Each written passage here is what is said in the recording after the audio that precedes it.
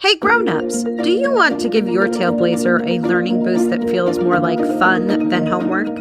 Girl Tales is proud to be sponsored by IXL, the online learning platform trusted by millions of kids, parents, and teachers.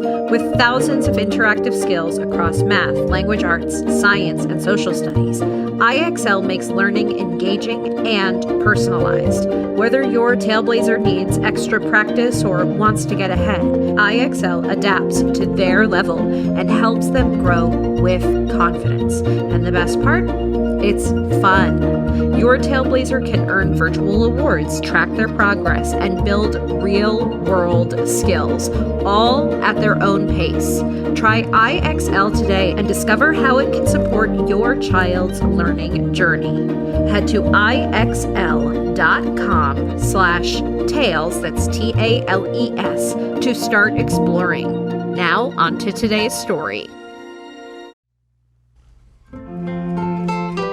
Hey Tailblazers, I'm Rebecca Cunningham, and this is Girl Tales, a kids podcast packed with girl power and stories where every child's voice matters. Before we get started, I'd like to wish a very happy birthday to Isabella and send some very special shout-outs to Delaney and Juliet, Sydney and Emmett in Chicago, and Finley and Emmy in Murray, Utah. Arabella, Emmy, Finley, Emmett, Sydney, Juliet, and Delaney, thank you all so much for listening to Girl Tales. Now, on to our episode. This is La Bestia by Jasmine Romero. Enjoy!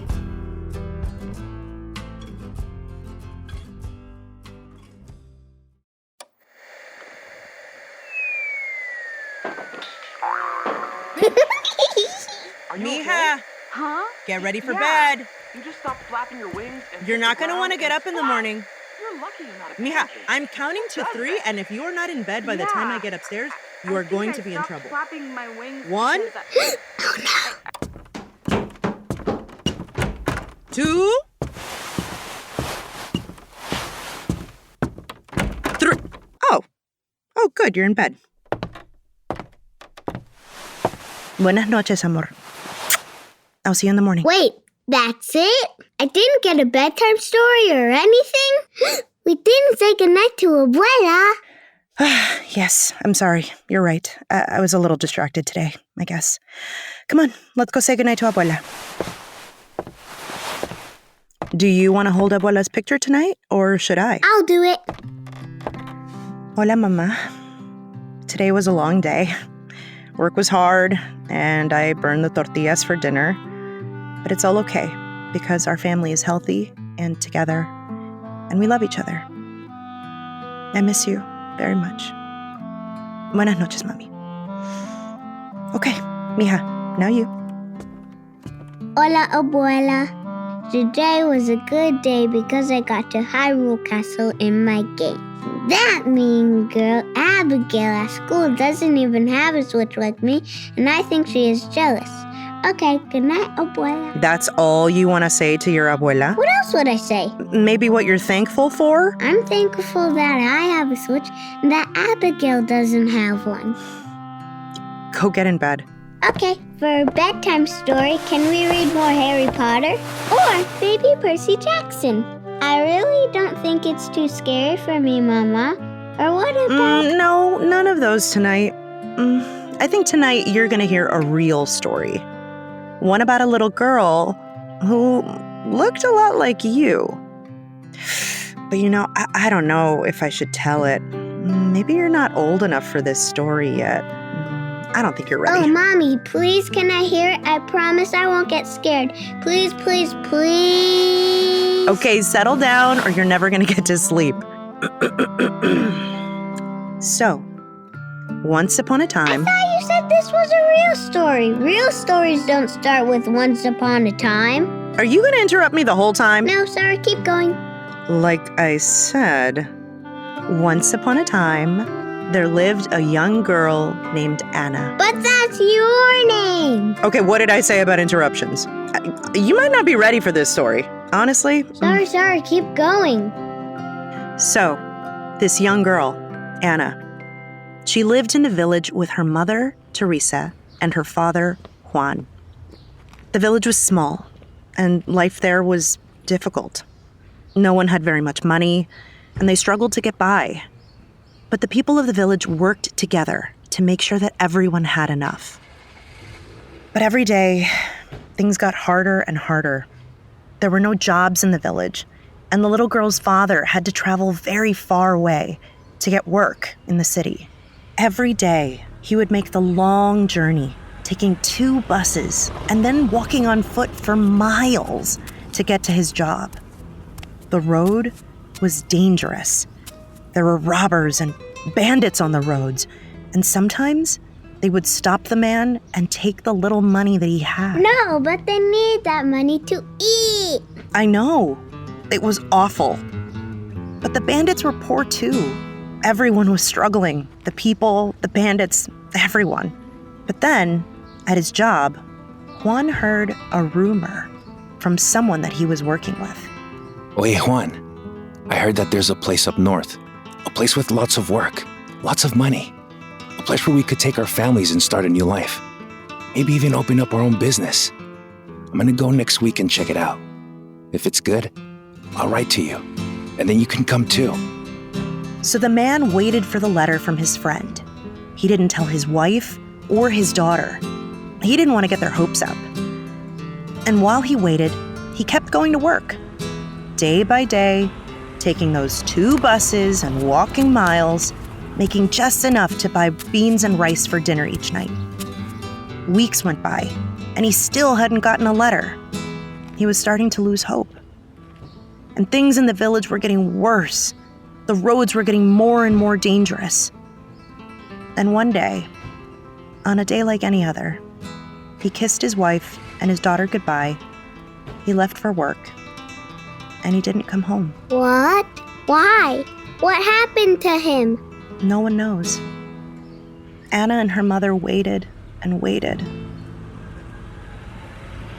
But night came and went, and he didn't come home. The next day, Anna's mother went searching for him, and she found nothing.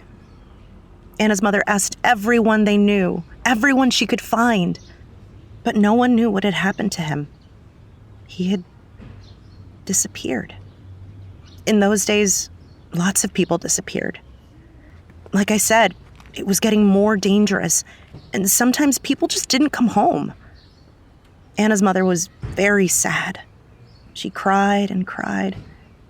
Anna tried to comfort her, but she was sad too. Oh, Mama, this story is so sad. Yes, it is. But that's how life is, mija. Not all stories have happy endings, especially ones from real life.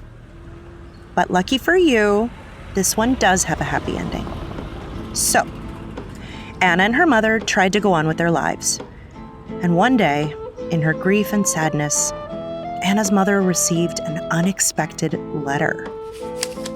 Oye, Juan, how are you? How are things back home? I'm sorry it has taken me so long to write, but I've been busy up north. I got a job. It's not the fanciest job, but hey, I'm making enough money to take care of myself and even send some money back home to my family in the village. You should come. I think I can get you a job here, and your family can stay with me until you get a place of your own. But Juan, I have to warn you, the road here was really dangerous. I had to walk across the mountains and hike through the dense trees of the forest until I got to the home of a dangerous creature, an animal they call La Bestia. It's a giant dragon with the screech of an eagle that belches huge plumes of black smoke and travels on iron wings. Lots of people try to climb on La Bestia's back, but the dragon flies fast. And sometimes people would fall off. Some of them were crushed under its claws. The beast will fly from the edge of the forest to the edge of the desert. Once you reach the desert, you have to find a pack of coyotes. Yes, coyotes. They're the only ones who know the way through the desert. Don't try to cross the desert on your own. The sun will get too hot, and you'll run out of water. The Coyotes know where to find the shade and where the secret water is hidden. But be careful. Not all coyotes are to be trusted.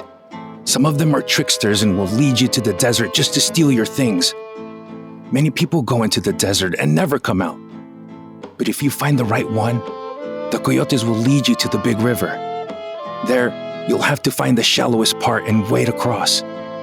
And once you cross the big river, there will be one last test. A guard. A guard will ask you for the magic word. If you know it, they will let you in. And you'll be here. Like I said, hermano, it's a dangerous journey. Maybe you should come on your own, and then send for your wife and daughter once you have more money, and they can take a safer route. Anyway, I hope you're well, hermano. I miss the smell of the mountains and the taste of rice and beans. Here, everyone eats a sandwich called cheeseburgers. They are good, but not like rice and beans. I hope to see you soon. Ay, Mama, what are they going to do? What's going to happen? Are they going to make the journey? Mama, I'm worried for them. What if the dragon eats them? Or what if the coyotes trick them? Or what if they drown in the river? Plus, they don't even know the magic word. I think they should stay in the village. Oh, but the bandits could come and steal from them too. I don't know what to do. Yeah, it was a tough decision. Anna and her mother had lived in the village their whole lives. The village was home. Everyone they knew was there. But Anna's father was gone, and they needed to do something to survive. But it's dangerous to go. You're always telling me to look both ways when I cross the street and wear a sweater when it's cold and blah, blah, blah. This sounds way more dangerous than that. Sí, pero mija, you have to understand. Anna and her mother were in danger in the village too. The bandits were getting worse. There was no work, no money for food. It was an impossible decision. Anna's mother took the night to think about it. And the next day, she decided they would go north. That night, Anna and her mother picked up their things. They gathered what little money they had, and with tears in their eyes, they said goodbye to the people of the village. Okay. So first they have to talk to the coyotes. Not yet. They have to cross the forest to get to La Bestia, the Iron Dragon. But you make a good point. They needed to know the way in case they got lost or if something happened to the letter. So they repeated it over and over. The forest, the beast, Coyotes, the desert, the river, the guard. El bosque, la bestia, Coyotes, desierto, el río, la guardia. Anna's mother made her memorize it, just in case. That's a lot to remember. The forest, la bestia, coyotes, la la la. It's too much. Well, first things first. The forest. Anna and her mother went on foot, day and night, to cross the forest. They admired the beauty of nature and watched as herds of deer leapt across the hills. When bandits came, they hid, hoping that they would pass and not see them. They crossed for 3 days on foot and started to worry that they were heading in the wrong direction. But they came upon another town where other people like them, people on the journey north, were gathered. Anna's mother went to ask if they had heard of the beast, La Bestia. Why would you want to find La Bestia? Don't you know how dangerous it is? Well, if you really want to ride the beast, wait here until sunrise. The beast comes here very early. But see all these other people here? They are crazy, like you. They are all trying to ride La Bestia too. You'll be lucky if you get on at all. And he was right. Around them, there were people that were just like them. Men and women and children, all wrapped up in blankets, with their few belongings, huddled together near the nest of the giant beast, hoping to be lucky enough to get a ride north. Anna's mother held her close, and they cuddled together, sitting upright against a wall. Anna tried her best to stay awake. She wanted to see La Bestia land and make sure that they beat the crowd. But the moon rose high into the sky, and she nodded off in her mother's arms, singing, El bosque, la bestia, coyotes, desierto, el río, la guardia. El Bosque, la Bestia, Coyotes, Desierto, el río, la... Oh no, she's going to miss it! She did miss it. Anna felt like she had just closed her eyes for a second, but it was morning, and the beast was here. Anna and her mother scooped up their belongings and ran. But it was too late. La Bestia was getting ready to take off, and its wings were already crowded with people. In the sunlight, she could see the creature's giant barrel chest and its long, ridged back. All along it were iron spikes, where people were tucked away, hiding in every nook and cranny. They took off, trying to be one of the last people to get on. Anna was running as fast as she could, holding her mother's hand. Anna's mother pushed through the crowd and used all her might to pick Anna up. La Bestia started to run, picking up speed. And people on the edge of its wings held out their hands, trying to help them get on board. Anna grabbed their hands and they pulled her on. Success! Yes, they had made it! But when Anna turned around, her mother wasn't there. She was still running, yelling out to Anna. The people tried to get Anna's mother, but the beast had already lifted off the ground. The last thing Anna heard, as she looked down from the creature's wings, was her mother yelling, "I'll find you in the north!" Mama, what is she going to do? She's just a kid, and now she's all alone. I know! Anna was terrified. Not only had she lost her father, but now she had lost her mother too. As La Bestia soared high up into the air, Anna shivered from the cold and from the fear in her heart. Would she ever see her mother again? How would she find her way north alone? She cried in anger and desperation. But when she looked around her, she saw all the other people on the beast's back.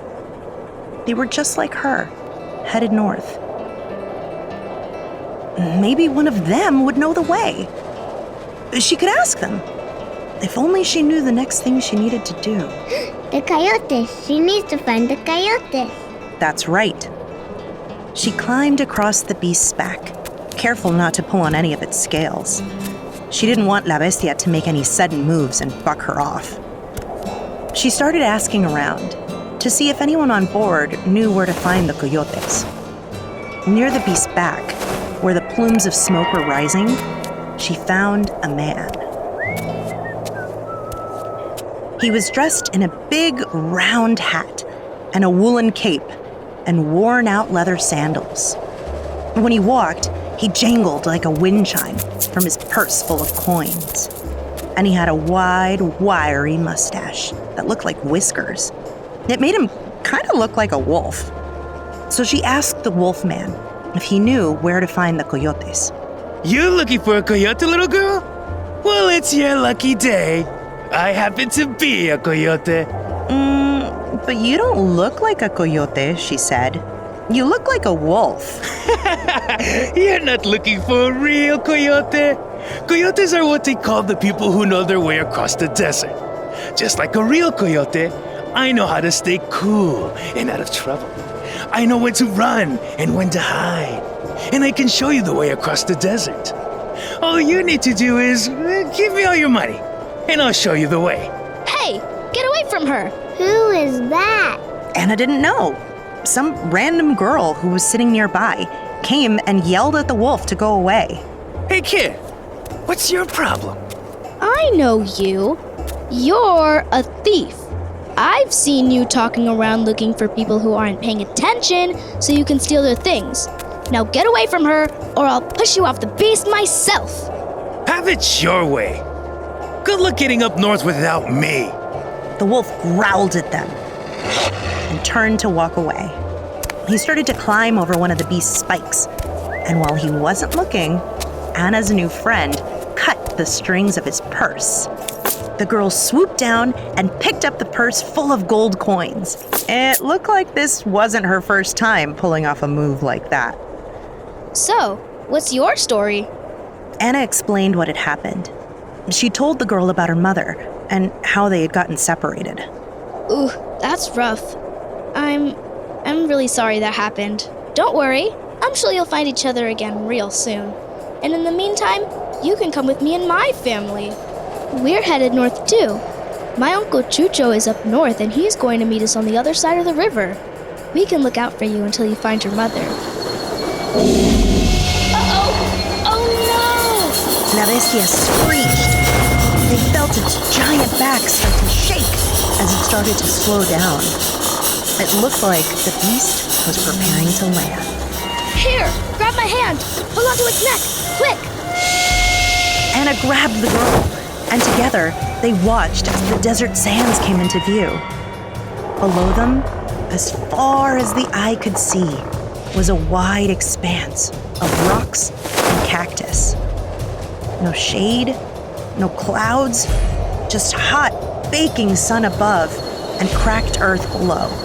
La Bestia flapped its enormous wings and hovered over the ground for a moment before setting its two massive iron feet into the dirt.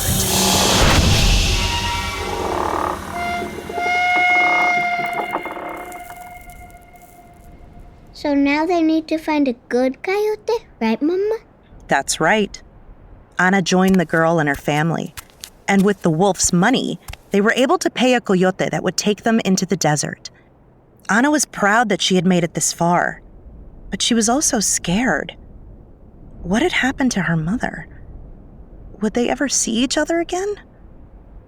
There was no way to know. All she could do was hope that they would find each other in the north. Anna, the girl, and her family joined with the other group of travelers. And when the moon was high, they took off into the night. They walked mostly at night and slept during the day, or tried to sleep at least. It was hard when the sun was so hot and so bright. Anna tried to cover her face with the blanket, but then she would get too hot and too sweaty. How do you sleep with the sun in your eyes? Sounds miserable. It was. By this point, they had been journeying for weeks. Her feet were covered in blisters and her face was burned from being in the sun so much. Still, Anna had no choice. She had to cross the desert if she wanted any chance of seeing her mother again. So she gathered her courage and kept moving. One foot in front of the other, always singing. El Bosque, la Bestia, Coyotes, Desierto, el Río, la Guardia. El Bosque, la Bestia, Coyotes, Desierto, el Río, la Guardia. Espera! Shh! Get down! Everyone be quiet. Come down here into this cave. What is it? The desert was not a safe place to be. There were patrols of dangerous creatures called javelinas, giant wild boars with sharp, shiny tusks. The javelinas would root through the soil, searching for people like Anna, people who were journeying north to the river. The javelinas thought that the land up north was only for them, and they wanted to keep it for themselves.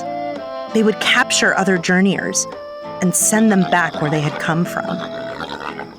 Why are they being so selfish? Why can't they just share their land? Don't they know how far they've come?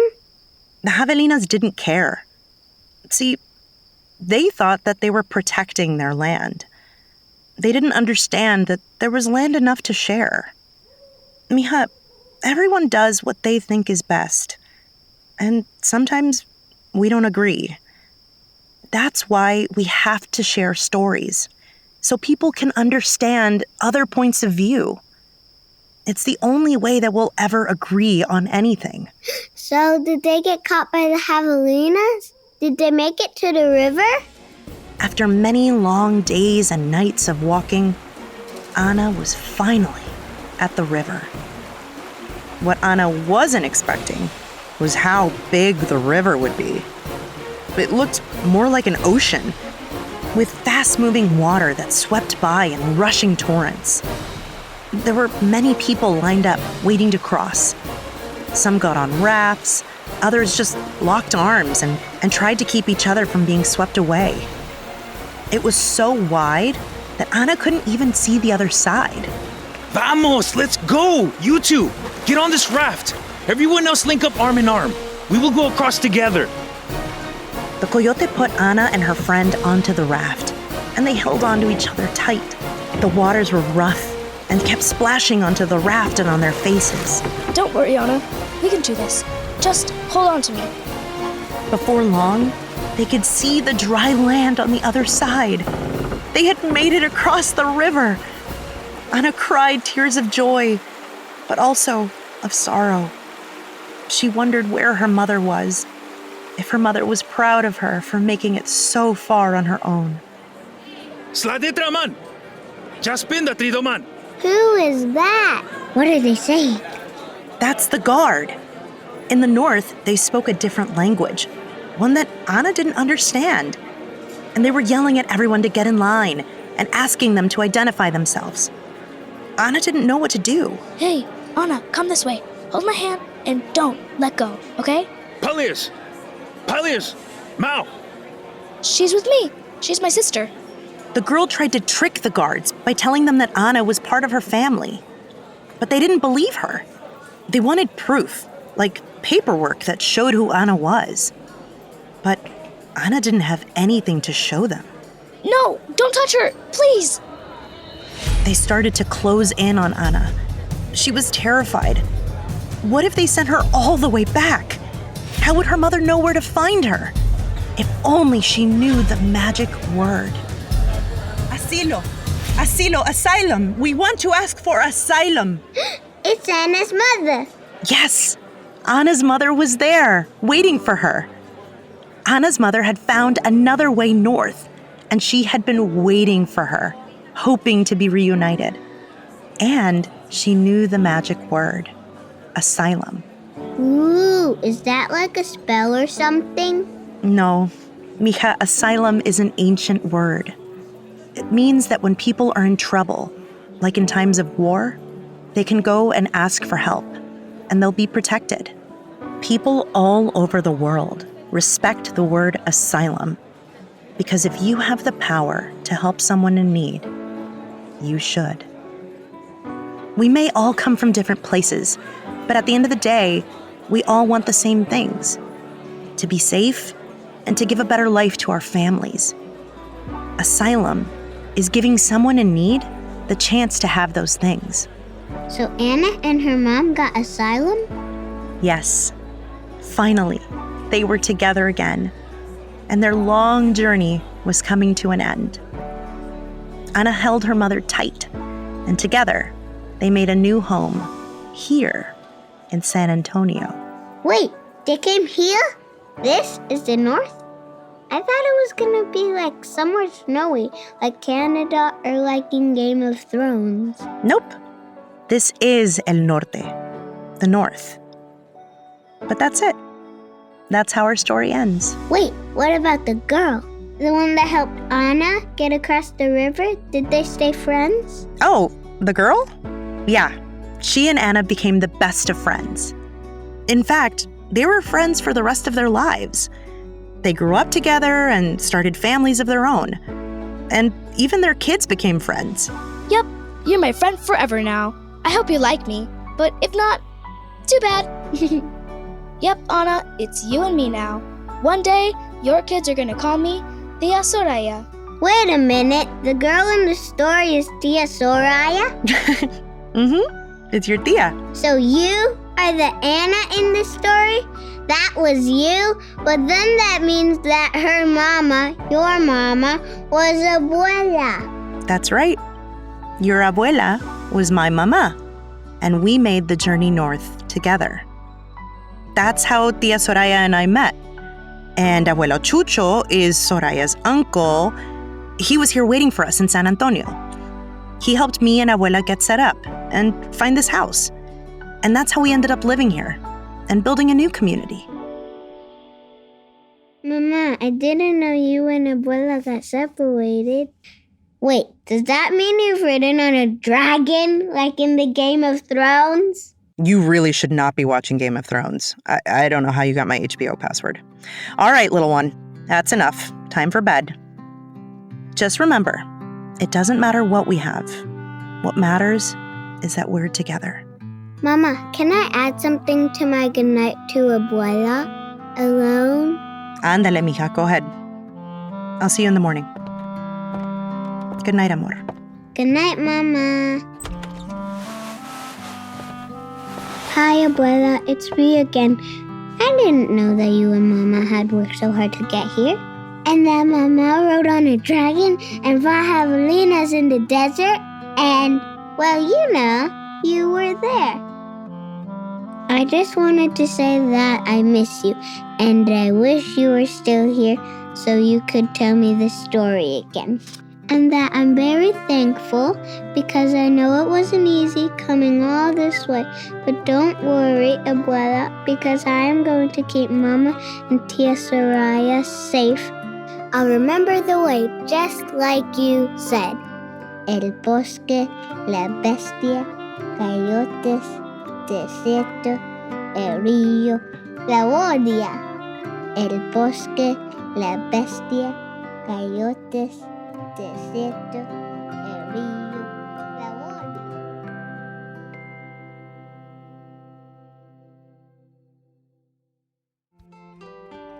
That was La Bestia by Jasmine Romero, starring Edson Camacho, Isabella Mas, Jasmine Romero, and Lola Cox Replogal.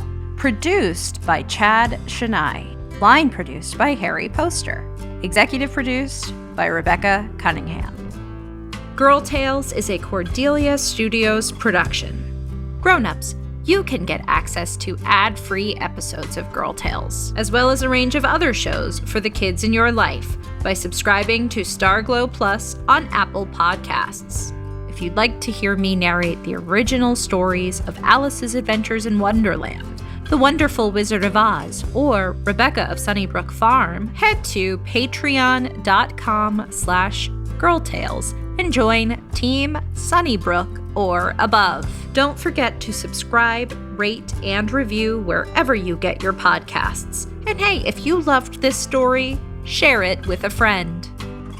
Oh, and remember, I believe in you.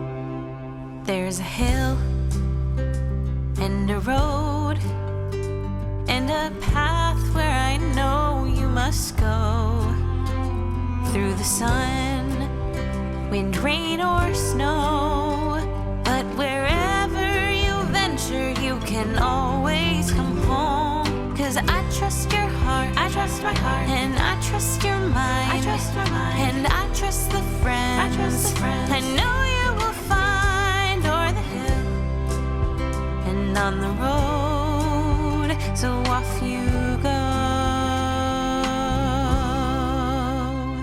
And remember, I believe in you.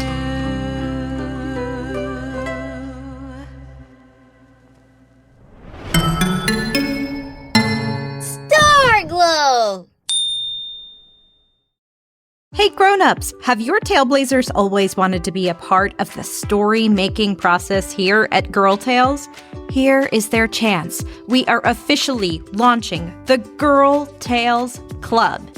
As a club member, your Tailblazers will get exclusive invites to live virtual sessions where I will read brand new Girl Tales stories that no one has ever heard before. These will be rough drafts, so to speak, and anyone who is a Girl Tales Club member can provide us with their feedback. It might shape the final draft of the story.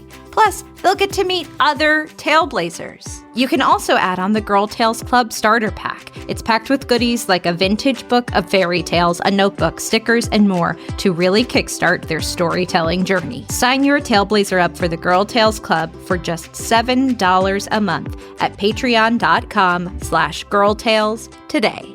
That's patreon.com/girltales.